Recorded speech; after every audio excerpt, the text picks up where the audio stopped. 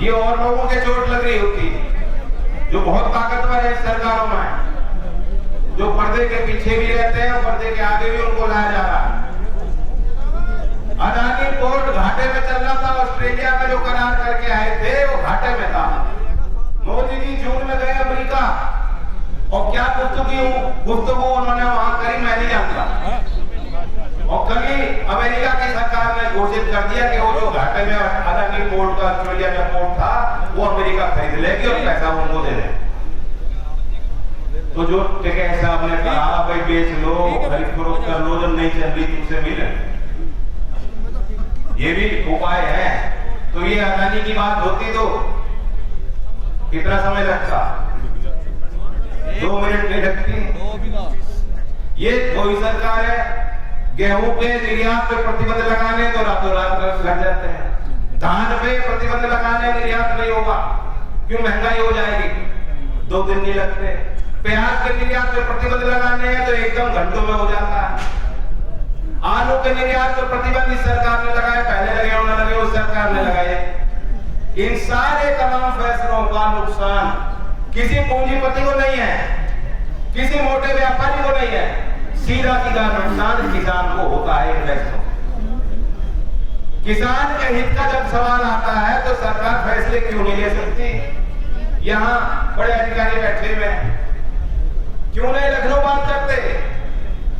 ये जितने लोग हैं वो समिति कोशिश कर रही है इनको नियंत्रित करने की।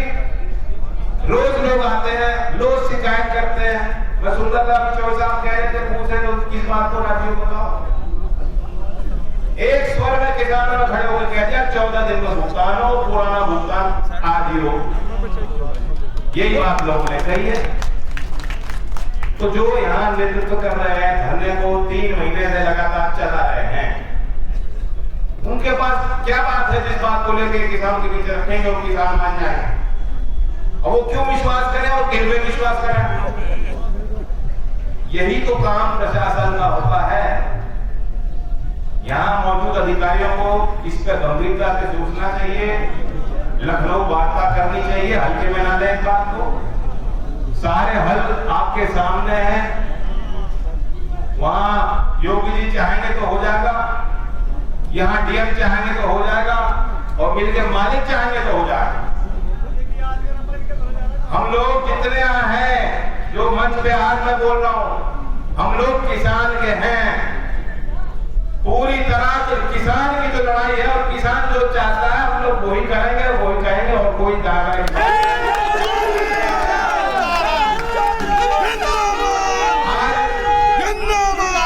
अगर बाबा टिकैत होते और चौधरी अजीत सिंह जी होते और हमारी राजनीति किसानों की मजबूत होती, बस सरकारें हमारी होती, तो ये नौबत नहीं आनी।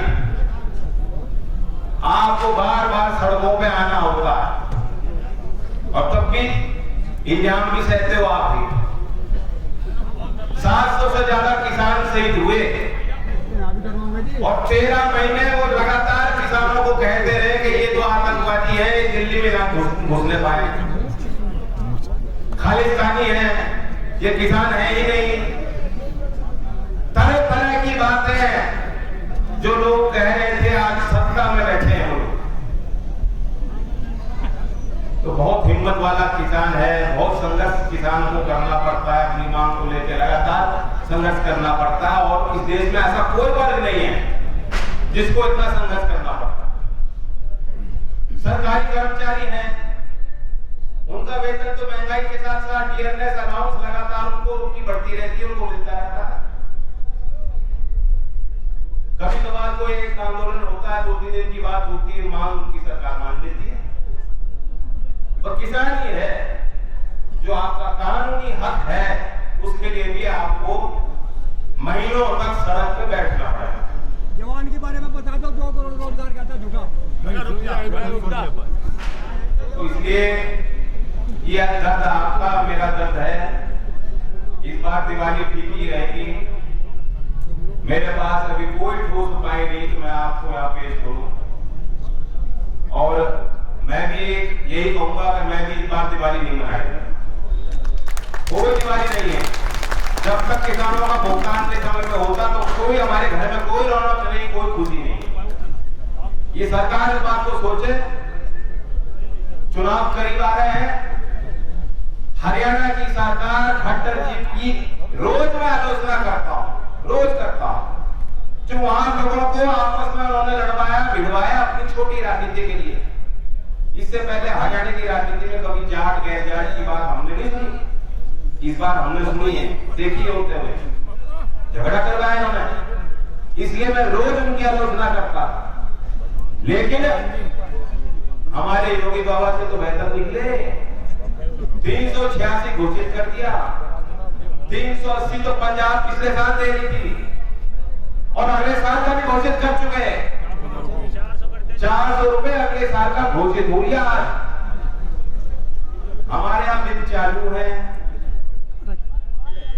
जानबूझ करके अगर पेरोल सत्र के पहले गन्ने का भाव सरकार घोषित करती, इन्हें मालूम है कि किसानों के साथ इन्हें कंजूसी करनी थी। मिल मालिकों के दबाव में लोग रहते हैं जानबूझकर।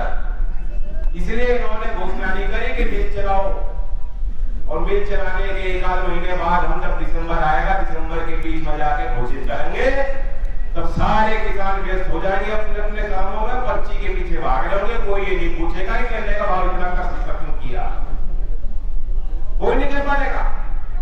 और पेरोल सत्र के पहले घोषित होता तो हम जितनी संख्या में है इससे 10 गुना संख्या यहाँ बैठी होती। हम लोग कहते हैं कि गन्ने का भाव उचित नहीं, लाभकारी